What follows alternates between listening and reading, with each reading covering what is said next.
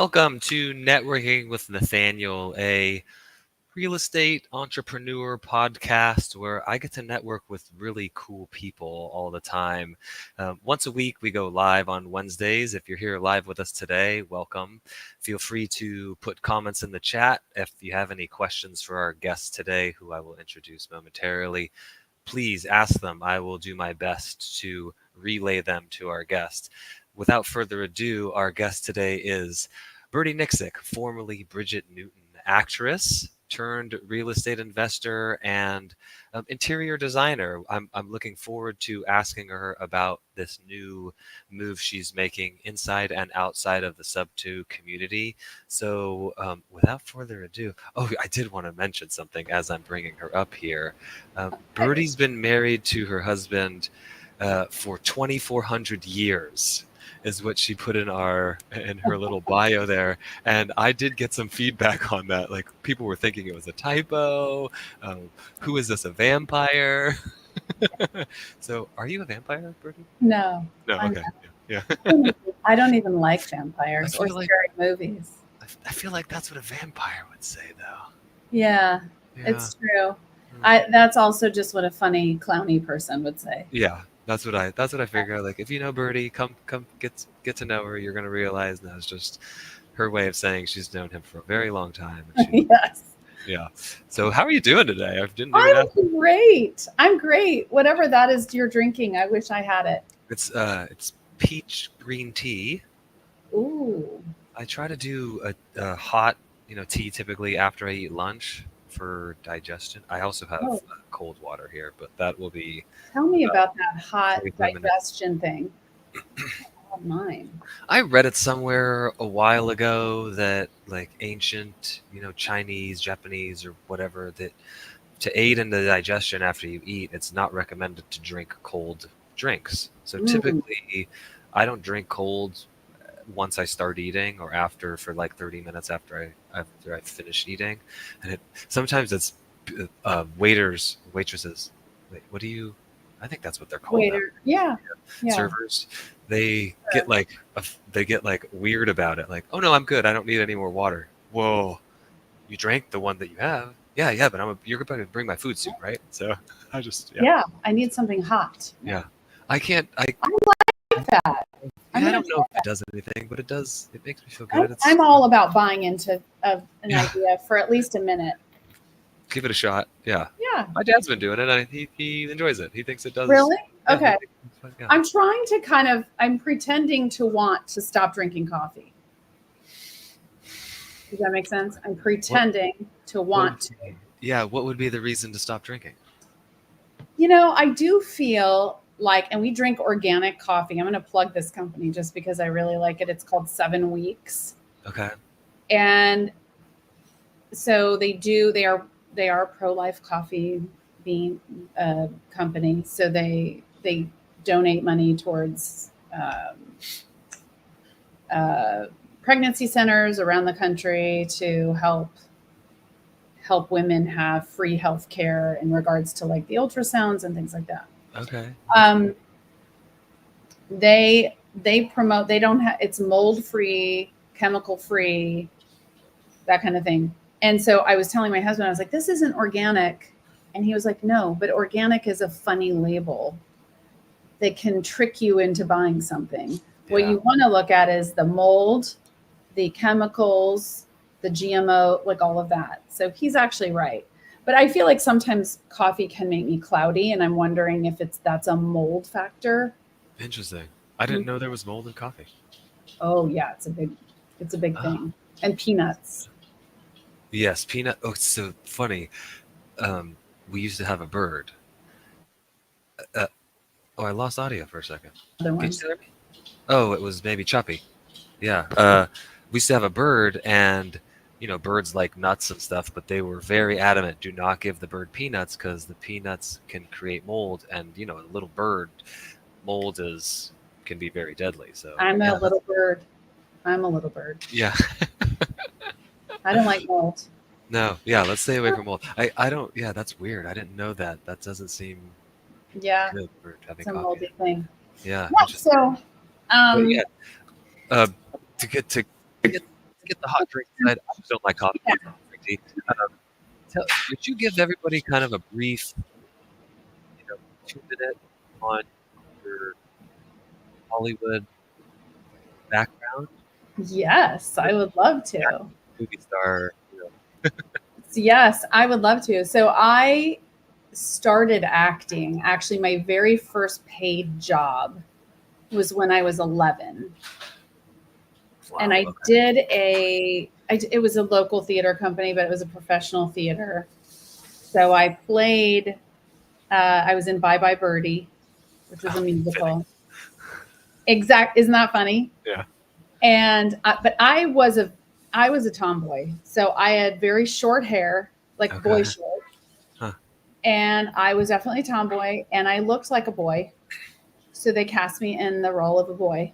Okay. Because they probably didn't have a lot of young 11-year-old boys wanting to sing and dance in this musical. So they gave me the part, but I was just a tomboy. So that was my first paid job, and I was hooked immediately. And I love to sing.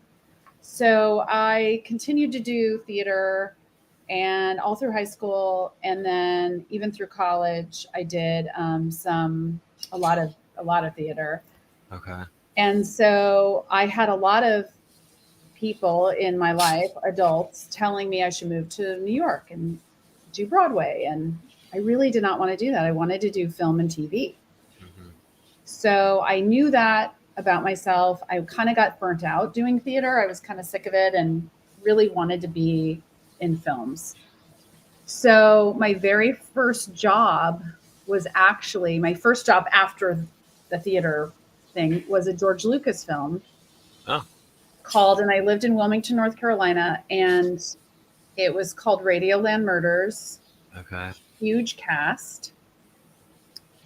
And I worked for 3 months, and then they did reshoots the following February. And this is an interesting thing. So I had dark hair, big curly dark hair, which was it was a period film, and it was very hard to get all of my hair under the wig. And the wig, this is the funny part, was this color that now grows out of my head. Yeah. But that was my first big, I would say my first big Screen Actors Guild film.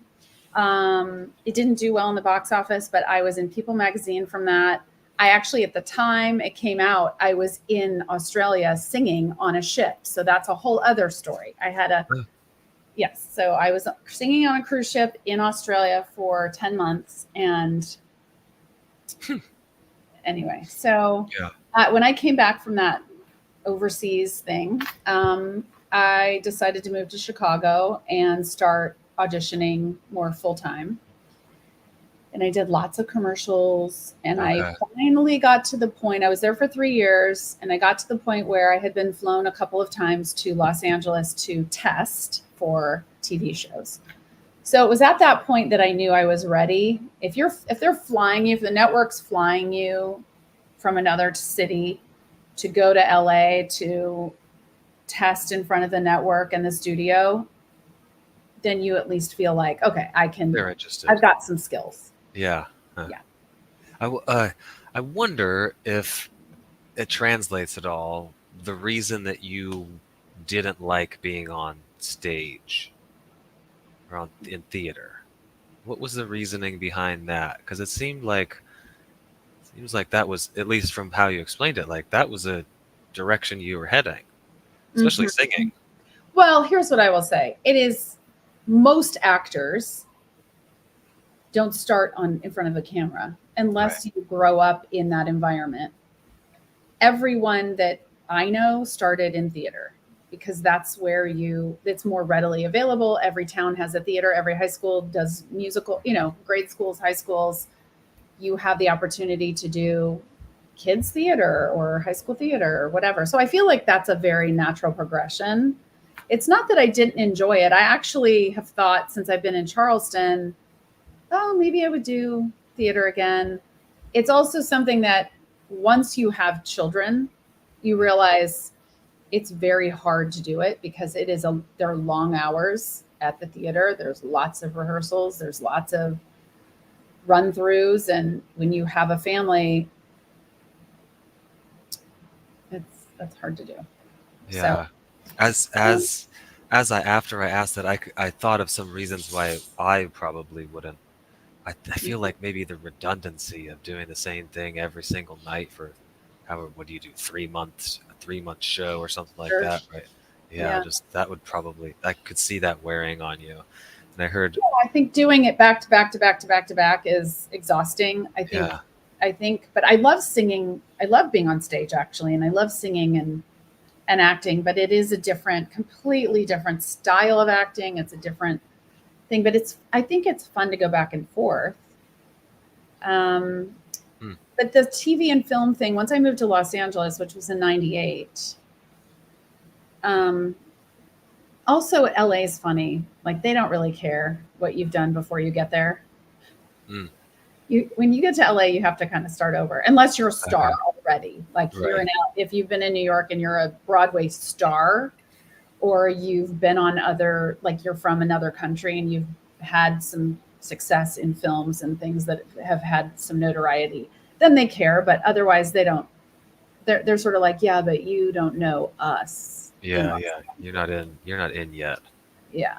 Yeah, interesting. So, Does d- uh, does anything that you did in film or in that whole life translate now to real mm, estate and kind of what you're doing? that's a really good question. I think so. First of all, when you are an actor, you mostly don't get the job. Hmm. So, well, I should say this. Let me rephrase that. The job of being an actor is getting the audition. Well, it's a lot of things. It's getting an agent, getting the audition, preparing for the audition. And then you've got 2 to maybe 5 minutes in the room Hmm. to do your thing. Yeah. And I feel like with with real estate, it's very similar in the sense that you have a lot of preparation. You work on it. You train those muscles of like how to speak to the sellers, how to speak to agents, um, wanting to acquire a property, having to underwrite it, having to understand the dynamics of the deal. And oftentimes, it's not a deal.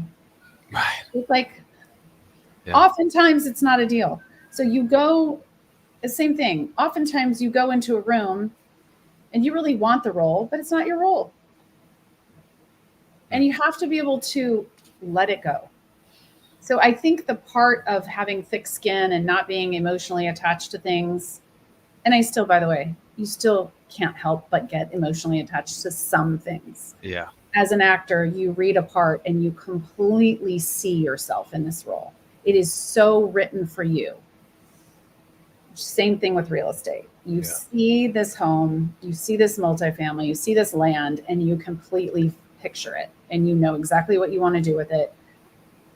But you can only control what you bring to the table. There's a lot of other factors you can't control, and you have to be able to let it go, and you have to be able to pivot. And you can't carry that bag of like lost opportunity around with you, Hmm. because then you'll just quit. Yeah.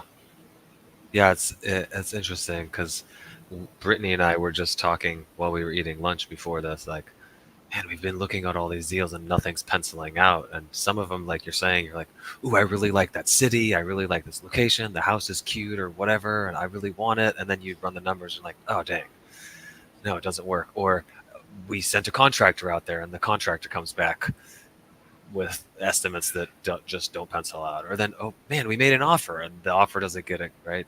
Dang, Yeah, all these things. And you're just like, all right, yeah, on to the next one, right? it's It the same sounds like, thing. yeah, you had this like I want to be an actor. This is the path to being an actor. Okay, that one didn't work, but I still want to be an actor. I got to go do like I can't dwell on this. I got another one that I need to prepare for, right? I got another property that I need to underwrite. There's people that I need to network with to get more deals in, right? Or to for the road for the equating it together, I guess, like, right? There's more people I need to rub elbows with to get more scripts in front of me and things like that. I'm doing my Right. best there. The actor. Yeah. Yeah. Yeah. I was following you. Yeah. So you, oh, I did want to ask about I want to make sure we're moving into the real estate because that's what other people are here for too. Just you've done a Yes. good job in the background. You had this gig at 11 and it was your first paid one. It sounded like there was a big span there before your next paid one. Is that right? Or were you doing paid ones? Yes.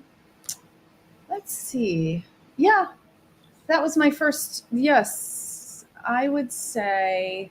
Well, I did some singing things too, like sprinkled Okay. in there that I got paid for. But as far as acting, yes, I went from getting paid at 11 to then waiting in like 11 years later, basically. Okay. 11's a good number, I guess. Yeah, and then 3 years after that, you were in real estate. Yeah, Yeah, exactly. yeah. Yeah. Or 2,403. Yeah, yeah, that's right. Yeah. So yes, that was, yeah, you waited. So it's interesting what you're just saying about real estate too, is like, I never knew, I didn't know what KPIs were, obviously, as an actress, but I remember saying to my manager or my agent, figuring out, because I would write down my auditions and like, I used to keep track of if I went to producers, if I went back to producers, if I tested for something, I would like write down. So I was essentially keeping track of my, KPIs. Like I got to the point where I think commercially in Chicago, I was like 1 out of every 10 auditions, I would get a job. Interesting. Which is really good. Yeah. And then I kind of started to do that in Los Angeles, but that I think I quickly let that go because it's a monumental task because you're doing commercials, TV, and film. They're all very different, and different casting directors and everything. So it's a thing. But I feel like that's real estate, right? You've got land, you've got multifamily, you've got businesses, you've got single family. So it's a very I like that. I like that you were like tracking the KPIs before you realized what KPIs were, but writing things down like in that went well. Of this, I did this, and being able to look back on it and say, okay, this is what was working, and this was what wasn't working, right? And that's how you can grow as you're moving through your career and your pathway. So that's something that mine's always sitting right here. Well, it's not always sitting right here, but mine's sitting right there. Yeah. Right, yeah. I don't. I was on, and what's interesting is I know I'm going to get in trouble inside the community for saying this, but I don't keep track of my KPIs now. Okay. Is there any reason why not? But I think I'm not supposed to say that, right? Well, it flies in the face of what we learned. Yes. Yeah. Yeah. Don't be like Birdie. No, probably not. Yes. I don't know. There's things. I can't even elaborate on that. You're having success with it, so with what you're doing. So maybe it works for you. I definitely noticed that I was not tracking KPIs. This is going back a few years while I was wholesaling, and then Brittany moved into being a part of the company, and that's when we started tracking things. Like, oh no, we need to be doing more of this because this is what's working. This is not working over here. Like the 80-20 rule, do 20% of the things that get you 80% of your results, and I'm over here doing 80%. Like, oh hey, this is what I'm supposed to be doing. But when you're not tracking it, it's like you find yourself maybe spinning your wheels a little bit. But it doesn't sound like that's the case for you. Well, I feel like I go. This is don't do what I do is what I want to preface by saying. I tend to go with. I have a very strong instinct, and I listen to it, and I have honed it in my life for a multitude of reasons. And I tend to, I just go after the things that not to say that I don't dig and work at it. Right. But I tend to shy away from things that I can't have my hands on that I don't think will be successful. So I guess to say the scalability of that is not there, right? Because I'm not bringing on a team and teaching them how to do the things that I want to do. It's very much solopreneur-ish driven. Yeah. So I like to do a lot of different things, which is, again, not what inside our community of Yeah. investors, what we're told to do. We're told to hyper focus on one thing. I don't know how to do that. And I honestly that doesn't even feel right to me. Yeah, I definitely hear you that when we're looking to grow a business and try to scale up a business, hyper focusing on one thing and putting SOPs in place, right? And tracking your KPIs and knowing what's working, that's Mm-hmm. how you scale. But I think even before that, though, is taking stock in the things that you value, what you're really looking to accomplish. And it sounds like scaling a big business and having a bunch of people underneath you is not something that Birdie is interested in. Birdie wants to Birdie wants to be a birdie. Yes. Just like pick at the things. So it sounds like to me that you know yourself, right? You know what makes you tick, where your your values are, and what drives you to keep moving forward. And Mm-hmm. tracking KPIs and putting SOPs in place isn't that. Like I'm Birdie and I want to do what I want to do every single day. And sometimes that's developing a piece of land, sometimes that's making an Airbnb, right? Um, and I want to get into the flyby thing because we talked Yes. about that, and I Yes. told you it would kind of come up naturally. But is as far as what you've done up to this point, are there any particular pieces, Airbnb, Oh, LTRs, that kind of thing that you've found you really enjoy and what you've I been mean, focused on? I love I love fix and flips because I Okay. had a design business in Los Angeles Yeah. so to go back to the acting thing, I have 3 children, and once I became pregnant with my oldest, once you start showing, you're not really working. Right. You get to a point where, as an actress, you're not going on auditions unless it's for the role of a pregnant person, I can see that. Yeah. which is not often. And a Yeah. lot of times they put a fake belly in an actress that's not pregnant. Yeah. So I actually got my real estate license because that's Okay. what I thought that I wanted to. I was always been enamored with design, architecture, all of those things. So I didn't know enough to not go get a real estate license. I thought, oh, I'm going to go into these houses. I'm going to look around. I should have just started my design business. In any event, I had a license I had it for 5 years. I really only used it for about 2.5, 3. I learned very quickly that it was not something I did not want to do contracts and babysit people Yeah. over arguments about keeping the refrigerator or paying for the refrigerator. Like, that was not I learned very quickly I did not want to do that. So I moved into doing designs for interior design started with my friends, and then it was referral only. So word of mouth.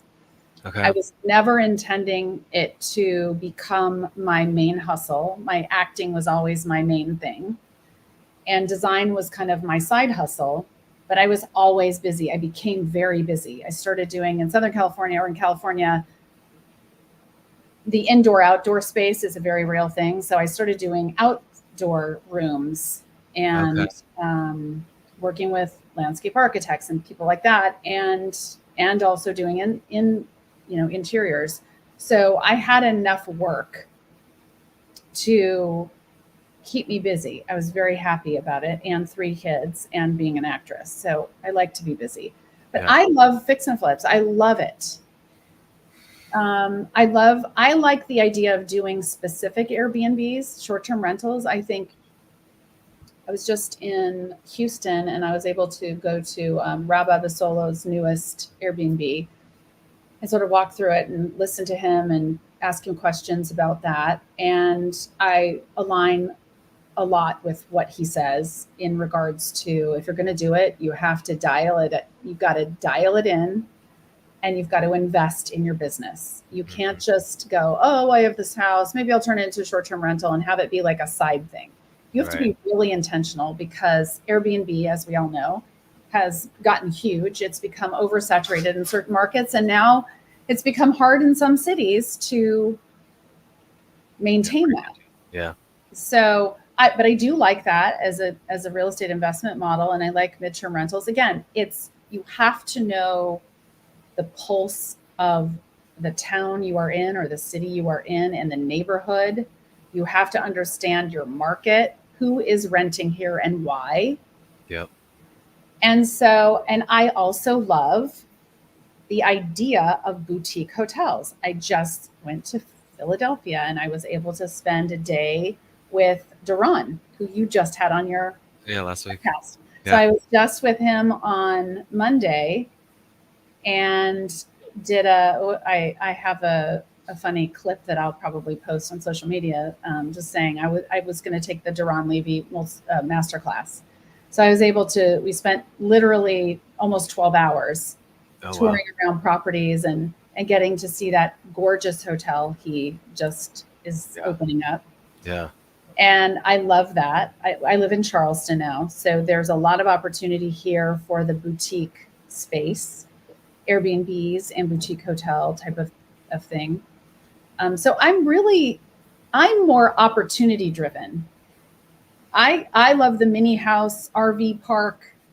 I'm not so much a mobile home park girl. But one of my close dear friends, Jill Jensen, I love her dearly. That's her jam. I totally love that she loves it. But there's a thing for every investor, right? Right. I tend to see value in multifamily. I see value in a number of things. Again, depending on the town, depending on the numbers of the deal, the way we can structure the deal. Ultimately, I love this community and all the things that we do collaboratively together to expand our ability to invest in either specific niches or a broad spectrum of niches by using creative techniques to acquire properties. The last little bit about the community and the creative is we just bought a property in Fort Worth that we're using as a co-living space, right? So like affordable housing right by the room. And we brought in a private money partner that funded the entry fee into it from the sub 2 community.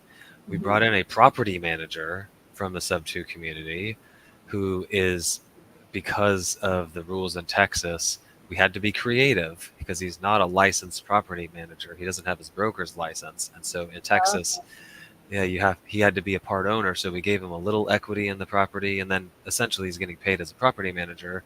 But just thinking kind of out of the box, how do we make this work? Right? Let's be creative. And it all happened because of the community, right? And so that's why I called this networking with Nathaniel, is because we're just networking. Like, that's how you are able to put deals together. This deal would not have happened if I hadn't been networking and was talking about what I've got going on. And then somebody mentioned Andres' name. Hey, you should reach out to him. We had a call. A week later, I'm talking to private money partners. Hey, this is a go. This guy knows what he's doing. We're gonna get this thing up and running. I'm like, that's amazing. Yeah. So and that's the thing is, it's such a and I just like problem solving. So I love you bring up co-living. That's a big thing that we are also, even though we want to do a multitude of things, you have to fund your vision, right? So whether that's with wholesaling, whether that's fix and flipping, whether that's buying into multifamily and getting that residual income or that monthly income or quarterly income, you've got to fund your vision. And I think that there's probably a lot of people maybe that come on this podcast with you that talk about the importance of affordable housing. And once upon a time, when you said affordable housing, most people thought of it as Section 8, right? As that's the only thing that affordable housing is. And I think what we're all understanding is affordable housing can just merely mean I may not qualify for Section 8, but I still can't afford, what's out there. And I love that. I think there's a lot of people in our community trying to help chip away and problem solve that particular sort of condition of our economy. Yeah. Especially in the bigger cities. You think Yeah, LA, right? There's people that are working very hard and they just need a place to go sleep and rest at night and unwind, right? And they can't afford I don't know what the numbers are in LA these days, but a $3,500 studio apartment doesn't make sense. But hey, a $1,200 room, right? That right, I'm going to share a house with 4 or 7 other people, or right. whatever, depending on the size of the house. Like that's palatable. And now Yeah, I have a place that I can sleep, that I can call my own room that locks and everything, and I have a furnished, kitchen, all the stuff that I need to be able to live, and it makes sense. I'm not even thinking about being on the street anymore, and I'm not stressed about like I said, $3,500 freaking studio. Like, it's essentially a exactly. studio anyway, right? I'm giving you Exactly. yeah. So one of our David and I and we have a few people on our team that we're all in this together, but we're really trying to tackle. So our one of our LLCs is called Love Your Neighbor, Okay. um, Love it. which is specifically we focus on these partnerships with two particular 501c3s. One is an organization that's been up and running in Charleston for 120 years, Whoa. and they deal with it's a high barrier of entry, which means, or higher barrier of entry, which means, when I say that for the people who don't know, it's not a shelter. So a shelter would be like a lower barrier of entry. It's someone who's homeless who needs a hot meal and a shower, maybe a cot to sleep on, but they don't stay. It's not like a program necessarily. This is a higher barrier of entry. This is an organization that provides a program. And these men that come in off of the street are there because they know they want something better for themselves. Okay. Yeah. And they're there, they come in, they do intake. They've got stages that they go through in this program, which start from just basically showing up, making your bed, having the meals, participating in the things that are written in the program paperwork.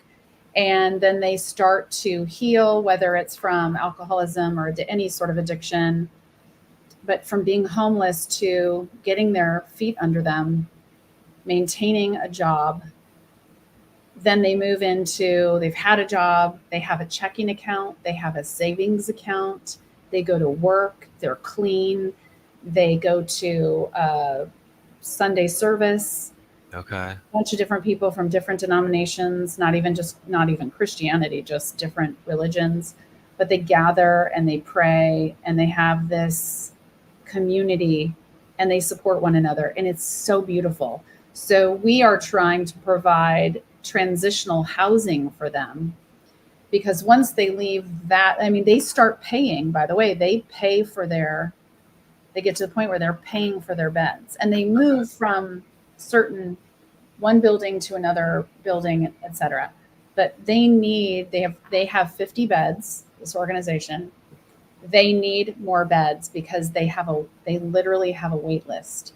Okay. So men will show up on a Tuesday, and the director there and the pastor there will say, um, we don't have space. Please keep coming back. Hmm. They want these men to keep coming back, but they need beds for these men to transition once they feel like they can be out in the town on their own, but they can't afford it. Right. Charleston has the same issue that a lot of cities, small, medium, or large cities have, which is we're on the peninsula. There's lots of job opportunities for entry level jobs, medium level jobs, mid level jobs, but it's very hard to find something affordable to live in here. Yeah. And what do we all want for these cities, these towns? We want people to be able to live close enough to where they work so that they can have quality of life. Yep. Which brings me to the next point, which is, think about what you guys are doing and what we're trying to do and what many people are trying to pivot into. There's a real serious mental health epidemic going on in this country and likely the world, if we're honest. Yeah. But think of the stress and the anxiety that is fed into or churned around inside of a person when they can't even afford to put a roof over their head. And so they're constantly stressed out. They have to spend more time commuting to their job and back home. Maybe they're married, maybe they're not, maybe they have kids, maybe they don't. The point is if you are only living to work and to earn a paycheck, and then you're driving really far or taking the bus or a cab or whatever you're taking, train, public transportation, and all you're doing is living to work, that's really depressing. And yes, people do what they need to do. I'm not saying there isn't a time and a place for that. Right. But how magnificent that we could try to create an affordable situation where the people who are willing to work hard and show up for work can do so in a place that's not, and live in a place that's not that far away. Yeah. And how much less stress, the stress we remove from that person's life, and creating an environment where maybe they don't want to chat with their co-living roommates, but maybe they do. Right. Maybe they don't have friends. Yeah. Maybe they don't have a lot of friends. Maybe their friends live in the suburbs, but their job happens to be downtown and they don't have time to hang out anyway. So there's a sense of connectiveness and community that is also provided that I think is often overlooked. Right. We need human connection. Yeah. And there's a massive need for this, like elevating that sense of self-worth and dignity, where people can feel like, I can do this, I can afford to do this, and I'm going to keep doing it. I think it's super important. Yeah. You never know where we're going to end up on Networking with Nathaniel. Yeah. It is real estate related, but yeah, it is, but the mental fatigue and just draining on you of having to commute an hour or more, right? I grew up in Southern California, and it's way worse now traffic wise than it was when I was growing up, and it was bad growing up, and people would spend an hour in the car driving 15 miles because the 5 or the 405 would be jammed up during those what the heck do they call it, like high traffic times. There's a word there for it, but yeah, commute, whatever it's called. Yeah, whatever. Now I can't remember either. Yeah, I can't think of it. That's all right. Rush hour. There you go. Yeah. So yeah, I mean, that's one thing that when we're looking at a co-living house that we're going to use as a co-living, like, well, where are these people going to be working? Is there public transportation near them, or are things bikeable? Right? Because a lot of the times they're not. Not a lot of the times, but sometimes they're not going to have their own transportation as well. But yeah, where are they going to be coming from? And that's something that when we're presenting these opportunities to private money lenders and partners too, like, hey, look, these are the jobs that these people are going to be doing. This is the radius of where they're going to be working at, right? These are the opportunities for them. So yeah, I love that. I know I definitely want to, we should just all that aside now, because I want to talk about flyby. We started to talk about it with your design background. You had the design thing going on in LA when you were there, and now it seems like it's kind of coming full circle, and you started this new thing you called the flyby. And so yeah, you started mentioning it to me, but I put a halt in it. Let's start from the beginning. What is the flyby, and what do you? So when I moved to Charleston, I had lots of people asking me, are you going to rebuild your design business there? And I really did not have the desire to rebuild it the way it was necessarily in Los Angeles. It takes a while. It takes quite a while to create a team of people that you really gel with, that work hard for you. They show up, and to find your sourcing, your resources, all of those things. And I didn't know that I wanted to start from the ground up with that whole thing. So I've dabbled in the, I still, no matter what I do in life, I will always love design and architecture. It's just who I am. I'm super passionate about it. So what I realized, actually at Squat Up, I started talking to people and seeing what people were doing and talking to them about what they were doing. And people would ask me questions, and I would kind of say, oh, this is what I would do in that scenario. And I came back from Squat Up and I realized, I don't have to rebuild the design thing the way that I had it in Los Angeles.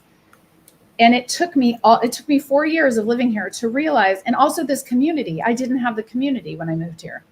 So that has opened up this like massive window for me to say, oh, there's a lot of people here that have either done limited, maybe fix and flips, or they haven't done any, or they are moving into maybe a higher end fix and flip and they don't know what to do, or they're doing fix and flips in areas that they can't get a read on it.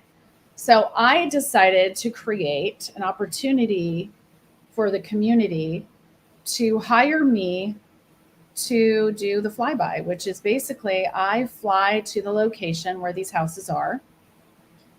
I look at the comps, I look at the photos, obviously the house, I walk the house, and I look at the comps of the houses that have sold, and I look at the comps of the houses that have not sold. And I guide the fix and flippers, and I walk the property, and I talk to the contractors, and I create boards, and I help them understand what things in their area they could source these items from, and guide them so that they are spending their money on the right things and not the wrong things. Or if they're tearing down walls, what not to do and what to do. What's going to make the biggest impact and what's going to be really just a waste of money. And so what I found is that the lenders, the private money partners or the PMLs or the hard money lenders inside the community, they want their fix and flipper to spend the money wisely. So there's a benefit to them having their funds be a little more secure in the process of this fix and flip. It's a benefit to the fix and flipper because they're learning where to spend the money, how a house should feel, how the flow of the house should feel, depending on the exit strategy and the target market. And then it's a benefit to me because I'm filling my bucket with design, which brings me great joy. Yeah. And I'm charging right now a small fee, and half of it's due up front, and I do all the boards, and I'll do some revisions on the boards. And again, walking the neighborhoods is a major, major thing. I cannot do something over Zoom or look at pictures and know what the pulse of the neighborhood is or what that town is all about. I need to know, is this like a blue collar town? Is this neighborhood, I need to know. It matters. Right. From the colors you pick to the people who are going to be coming in, like we need to know these things. And I really think it would be a disservice for me to just do this virtually. I think the energy of a home and a town and the people around you are imperative to doing a good job. Yeah. I'm calling it the flyby because for obvious reasons. Birdie's gonna fly by. Oh. Yeah. Okay. So you brought up the fee there, and we don't have to talk about specifics of the numbers on it, but is this fee including is this also airfare? Like, is that part of the fee? So it is. And right now I'm doing a very low cost for the service because I want to have proof of concept. And so there's a few things that come from this. I pay for my own plane ticket up to $500. Okay. And then anything over and above $500, person hiring me would have to cover that. $500, if given enough time, pretty much can take me anywhere in the country, depending on how quickly I have to get on a plane. Right. So that, and then I do expect the person hiring me to do some content. So shooting photos or videos that I can use and that they can use before, so for before and afters. And then I also fly out one more time. That's included in my fee. Okay. Meaning they don't pay for I pay for the ticket out of the funds. Yeah. I fly out one more time around 75% to 90% of the way through, depending on how it's going. And the last half of the fee is paid at close. So whether it's when they sell the house or if they are buying and holding and refinancing the lender out, or in some scenarios, I would imagine for whether it's a co-living scenario or a multifamily or something like that, small multifamily, I would just structure it based on maybe cash flow, or they would pay Okay. me a little bit of that cash flow over time. I really want to make it so that everyone involved is winning. I don't want to kill the budget. I don't want to kill the bottom line. Yeah. As an investor myself, I can't imagine if I was nervous about what I was doing and knew I needed help, but everyone was charging a lot of money. Yeah, like what am I supposed to? That's a major risk for the lender and the fix and flipper. And then the buyer in the end is not going to get the best product. So you're not going to get the price that you would otherwise. So why not make it doable? I'm going to make it doable through the end of the year, at least, and then reassess and kind of see where am I spending money? What is my, the value of my time obviously is important, but I'm really trying to start this as a benefit to everyone involved and continue it. And if I need to raise my prices, I will. So I love that. I wish that we had. I should have just pushed to get into this earlier because I have some questions for you. Okay. I'm not sure which one to go with first, but do you have? I guess let's do the more people to connect with you, connect you with. Do you have an ideal? I don't know, buy box for this? Is there a class of neighborhood that you think is best suited for this? A house size? I'm also thinking, is there a flipper that maybe is best suited for this? Right? Do you want a new person, or do you want somebody that has a bunch of experience but maybe not in the specific style of house that you're? Right. Yeah. I would say all of the above. Here's what I would say. And I say this because here's two examples. I would definitely not recommend, if someone's doing Section 8 housing, that they hire me and spend the money on that. That's if you're doing Section 8, hopefully you've been educating yourself about the things that are required. I mean, there's inspections involved and everything like that. So that's not something that I think you need a design professional to help you with. Right. But anything above that, really, it depends on the market. So you have to look at your numbers and say, I want to be at this price point when I sell this house. So is this something that's common in the neighborhood, or do I want to be like that person that's like, we're in the $300,000 range, but I want to be right at $399, or I want to maybe tip over into the 400s. So if you're wanting to do something that's a little bit more elevated than that neighborhood has seen, but you know that the market is growing and you know the target that you're aiming at, and you see that it's a trend, but you're a little nervous about what to do to get there, definitely could do that. I'm doing a flyby for a couple community members, or a handful of them, all working collaboratively in Houston. And it's the highest end fix and flip that they have done. They've done other fix and flips, but they want to be the highest priced house in this neighborhood to date. Mm-hmm. And they wanted to know, like, how do we get there without blowing the budget? And so I looked at the comps of the houses that have sold. I've looked at the comps of the houses that have not sold. And that's another big thing. It's like, where are the mistakes? And I'm able to see them very clearly. But where other people who might have floated around in the $400,000 to $500,000 range for a while are jumping up to the $700,000 range, you might not know what that buyer is looking for.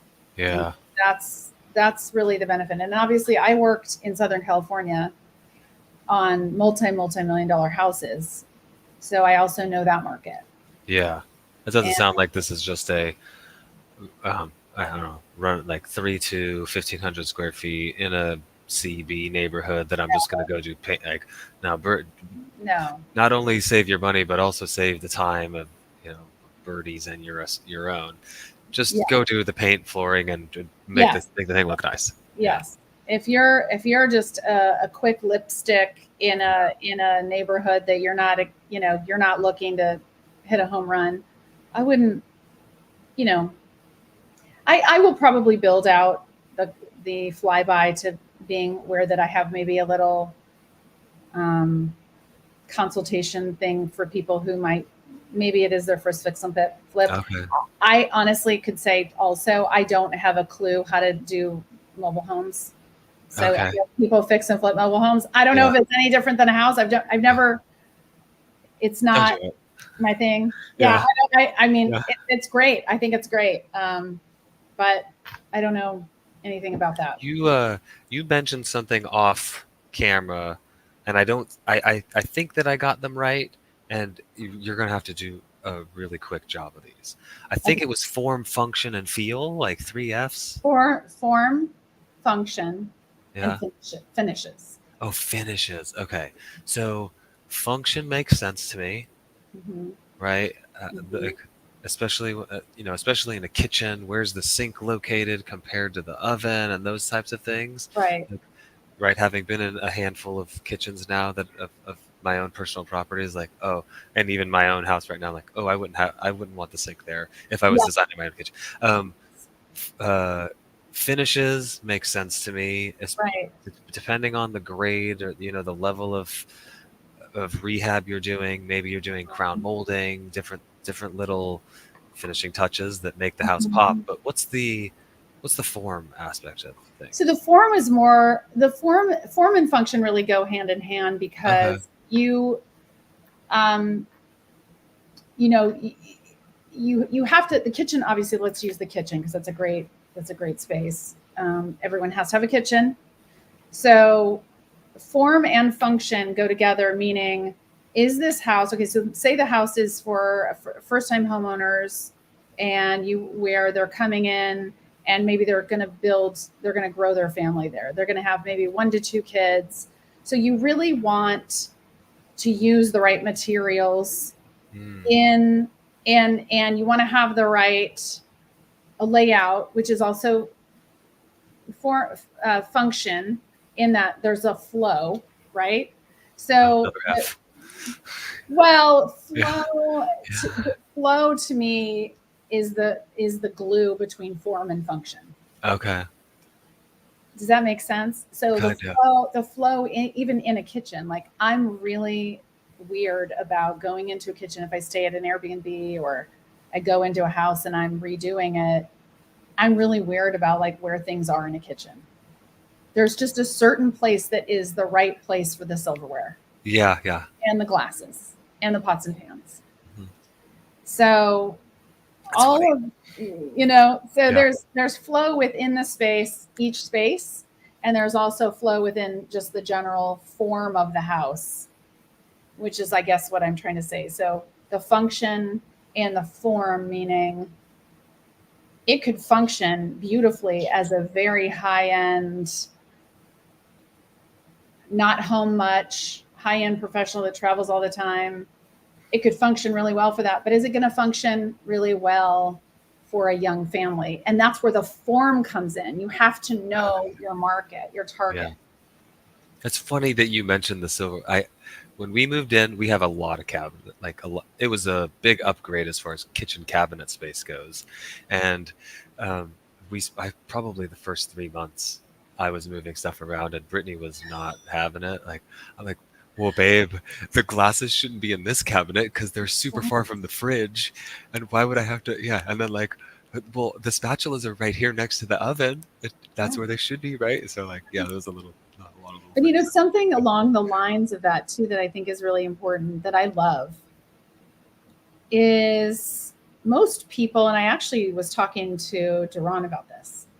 Most people, when they walk into a house, an office, a store, a hotel room, a home, a home, a kitchen, whatever. Most people, when you walk in somewhere, there's a feeling that comes up. Hmm. You may not be aware of it. You may be completely not aware of it.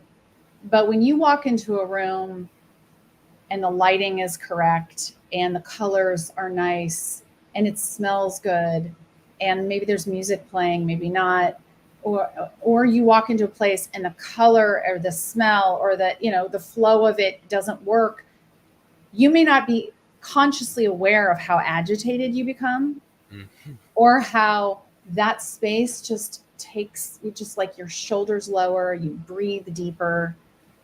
I'm very aware of why that happens in Okay. spaces. Yeah. And that's a muscle that I've developed over all those years of having a design company. And I would go through this exercise with each of my clients. I would say, please show me pictures of things that you love, rooms that you love. I want you to just come up with a dozen pictures. Yeah. And they would show me the pictures. And I would deconstruct the room, and I would say, okay, why do you like this? And they would go, well, I like this, or I like this, or I'd ask them questions, and what come to find out, they usually only liked one or two things in the room. Most other things, they were like, no, I don't like that lamp. No, I don't like that carpet. No, I actually don't like that paint color. It was hilarious. Every single client I would sit with, most people only liked one or two things that they would actually want in their own home. Interesting. And what I'm trying to say is, it's the way it's all put together. It's the whole picture. It's the vibe, the feeling that it gives them, that is what they like. It's based on the feeling that it gives them. So that's what I'm trying to create when I'm walking through these spaces and looking at the finishes with these fix and flips. You want the people who come in to buy this home, you want them to feel a certain way. And that's why it's important to understand all of those little elements that put together will get you more people having the right feelings. It seems like this is very, very prudent for short term. Absolutely. Yeah. Absolutely. Airbnb is, or short-term rental in general, even midterm rental. Yeah. Midterm rental, they might be somewhere for 30, 45 days. And if it's uncomfortable, I mean, think about how it affects you. Right. If you're staying somewhere and you're not, this goes back to the co-living, affordable living thing. If you're staying somewhere and you just feel down, you feel depressed, you don't feel excited, you don't even want to go home, you don't want to be there. It affects you wanting to get out of bed in the morning. It affects whether or not you want to take care of yourself. I mean, it really does. Yeah. Our environment is, it's invasive. Yeah, that's the last thing we want. Right? You, Yeah. especially, I think of my headphone, my cord. I think of, from a short-term perspective, right? The pictures can be great and you can show the house really well online, and that's ultimately what gets people to your property, plus the reviews and stuff. But then, well, I guess the reviews come from once the people are in the property, the feeling Right. that you get, the amenities that are there, right? The flow of the house, having the right stuff in the cabinets and all that. So Right. I figured we were going to end up going long. I know that. Yeah. I mean, I'll be the last one to leave a party. Yeah. I And know it's that. not because I drink. Right. Oh no, we had that I conversation don't too. do that. Yeah, I don't do No. that. Yeah. So, I did mention at the top there, or actually before we went live, that the last thing that I typically ask is about books, podcasts, mm, documentaries.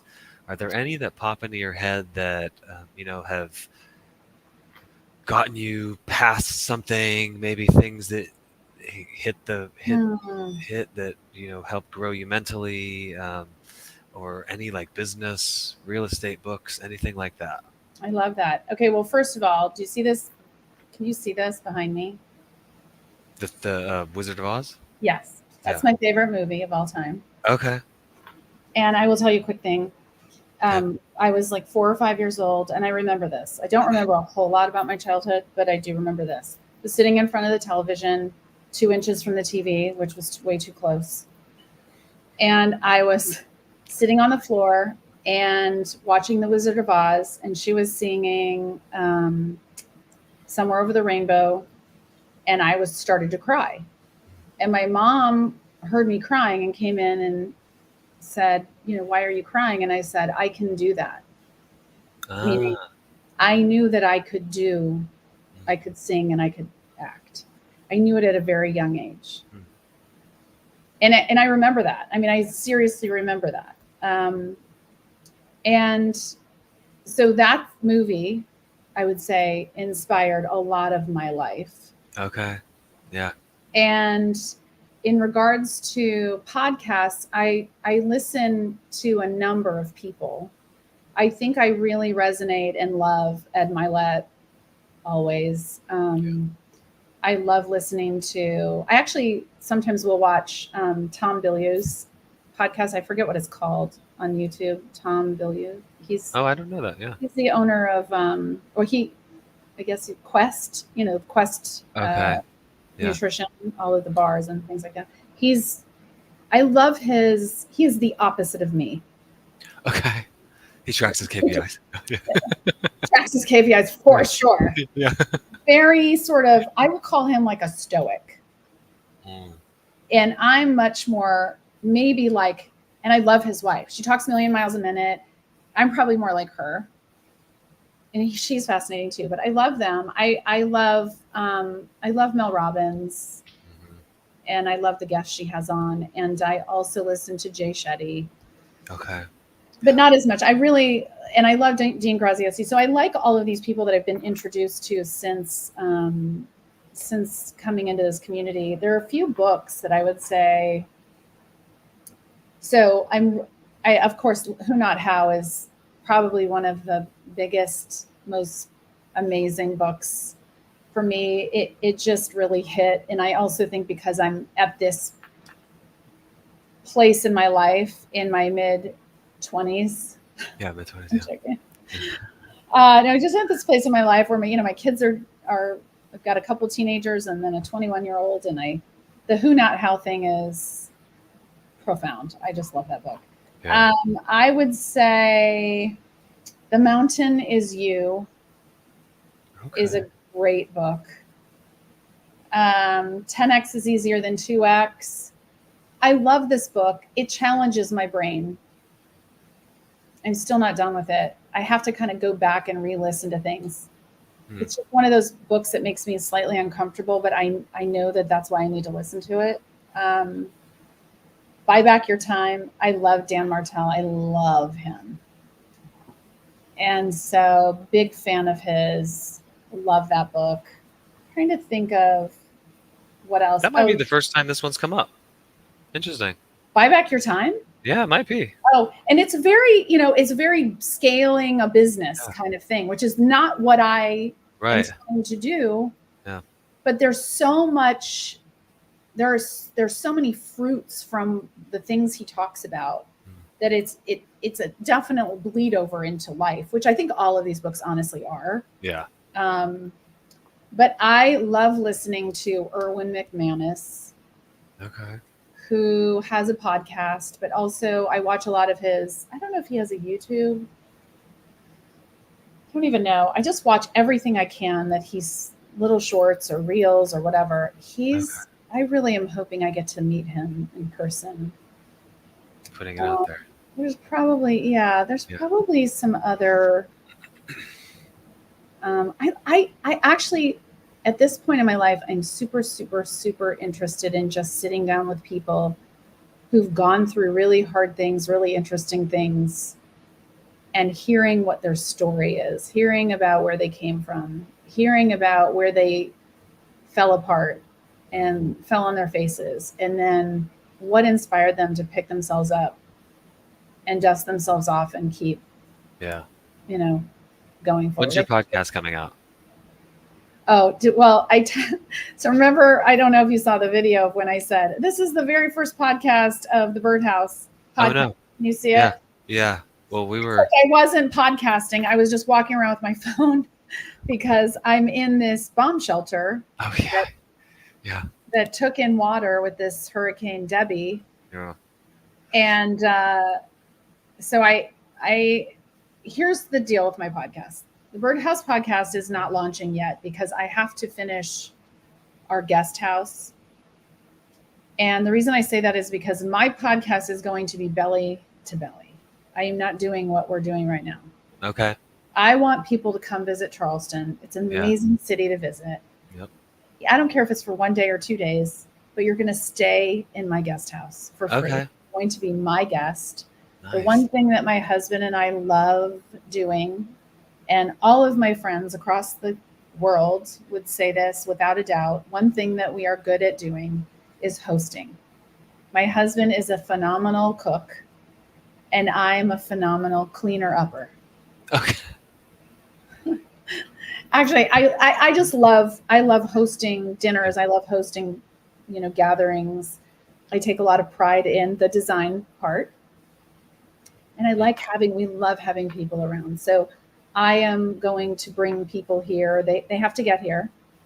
And then I will sit with them and we will do lots of content and they can use it however they wish. I just want the belly to belly thing. I think that COVID did a number on a lot of people. And I really want to get to know people. I want to feel their warmth and their joy. And I want to cry with them and laugh with them. I don't really want to cry. I cry a lot by myself without any promptings from other people. The tears. Cry's okay though. It's okay. If it comes out naturally, then we're good. Yeah. So I appreciate you. I hope that I get the honor of coming to the Birdhouse when that all. You have to. Yeah. I'm going to see you this weekend, by the way, at the Augusta meetup. I'm going to come see you. What? Get ready. Oh, dope. Yeah. Sweet. That's exciting. I'm making a trip down there, and one town that I told you this before. The town that I'm really intrigued by. Should I say it out loud on here? I don't want people stealing my thunder. No. Aiken. Aiken, Georgia. Yeah. Aiken, South Carolina. Making bacon in Aiken. That's what Oh, it's South Carolina. Yeah. It was the meetups in Augusta. State am I in? I don't even. So, I do. I love Aiken. We hold the meetup in Augusta because that's just where most of the people are from. Yeah. Right there. It's right around the. It's right around the. Yeah, it's across the river. Yeah, it's just across the city. So you'll see Birdie live and in person. Okay. Well, that's fantastic. That makes it more exciting. Yeah. Hopefully, we have a good turnout for Birdie. It was a pleasure having you on, Birdie. I'm gonna kick you off now. You ready? Yes. Thank you for being here. So much fun. I enjoyed it. Thank you. So that was Birdie. I got her. Birdie Nicksic. Wow, that was a pleasure. Thank you for being here. If you were here live, if you're not here live, and you're listening in the future, near or far, thank you for being here as well. This was Networking with Nathaniel. We're here every week, Wednesday at noon Eastern Time. On Thursday, noon Eastern Time, I have Helping Hands Hour. That is a Zoom designed to help you get unstuck in your business. We do role plays. We just answer questions that you have, problems that you're running into. We can talk about specific deals. If that's something that you're interested in, you can go to Nathaniel Hovsepian, NathanielHovsepian.com, and you can find the link to register there. It was a pleasure, as always. I hope to see you in the future.